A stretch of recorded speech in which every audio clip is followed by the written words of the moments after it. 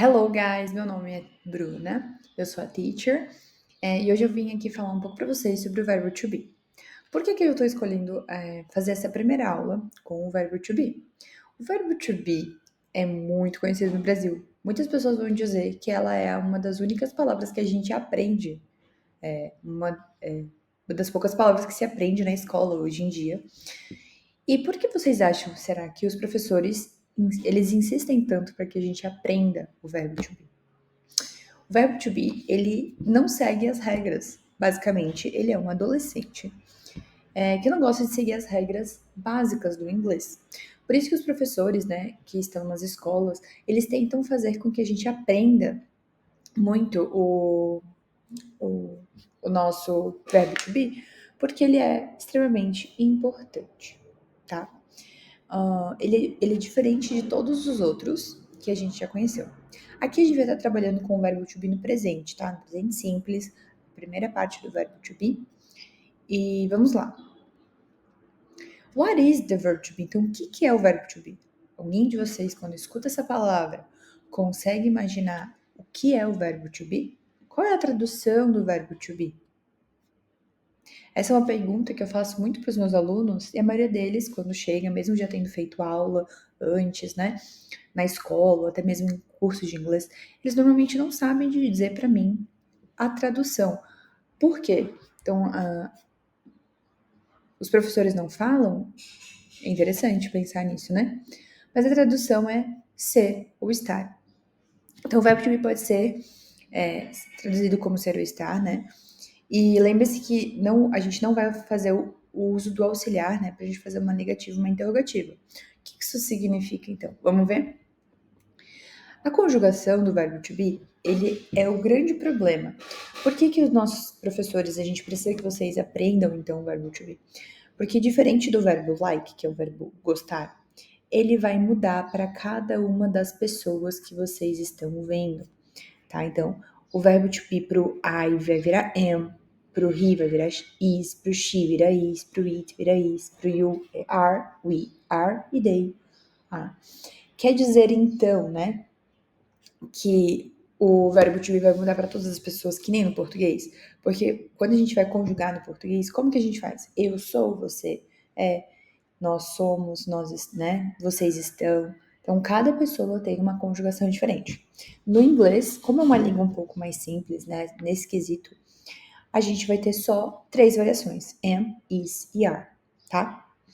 Lembra que eu acabei de falar para vocês, né, que o verbo to be, ele não usa auxiliar. Isso vai estar na nossa próxima aula, chamada de presente simples. Assim, quando terminar aqui, vocês podem dar uma olhadinha lá para entender um pouquinho mais do que é esse auxiliar, tá? Mas o verbo to be não usa esses auxiliares, ok? E para a gente fazer a negativa, a gente vai só adicionar o not. Isso aqui é uma coisa muito interessante, porque no inglês existem várias maneiras de falar não, enquanto no português a gente tem só o não, né? Aqui a gente tem uma variação de no, not, don't, didn't, won't. Existem várias maneiras que vai ter o não agregado, tá? Então, a gente vai colocar o not aqui no verbo to be. I am not a doctor, eu não sou um médico. She's not my mother, ela não é a minha mãe. Então, aqui, esses dois que a gente está falando, a tradução seria eu sou não um médico. Então, no inglês tem sim algumas coisas que são contrárias do português, ok? Mas nada que uma prática vocês não consigam gravar rapidamente. Aqui eu botei a conjugação da forma negativa para a gente entender. Então, aqui, ó, I am not. E também temos as formas contraídas, tá? Aqui vocês vão ver muito, muito, muito em filme, em livro, para quem gosta de ler em inglês, né? É uma boa forma da gente estar fazendo uma prática do inglês. As formas contraídas, tá? He isn't, she isn't, it isn't, you aren't, we aren't, they aren't. Nota que, se você trabalha em reuniões em inglês, evite, porque as contrações são muito informais.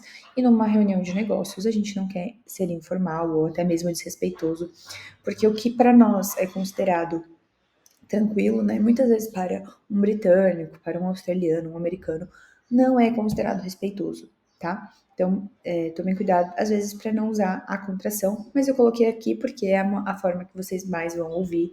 Sim, é a forma contraída. Na interrogativa, tá? A gente tem aqui o verbo to be, ele vai mudar de lugar. Então, antes era I am a doctor, afirmativa, vira am I a doctor? Por quê? Porque vocês vão ver que quando eu leio am I a doctor, eu não tenho uma ondulação de voz, né? A minha entonação não muda. Então, no inglês, essa entonação que nós temos no português, ela não é tão importante.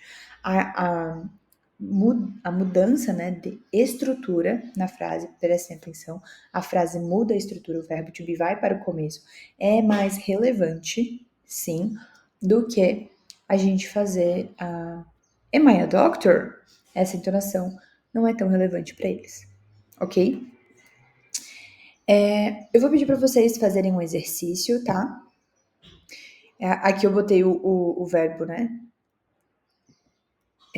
Da interrogativa, mas os exercícios vão ser o seguinte: eu gostaria que vocês escrevessem ali o verbo to be, né? Uns exemplos, podem ser exemplos bem bobos, tipo eu sou um menino, ela é minha mãe, nós somos jovens, para que vocês treinem e se apropriem, principalmente do que a gente disso aqui, da conjugação. Essa é a parte mais importante do verbo to be. Ok? Perfeito. Thank you. See you. Bye.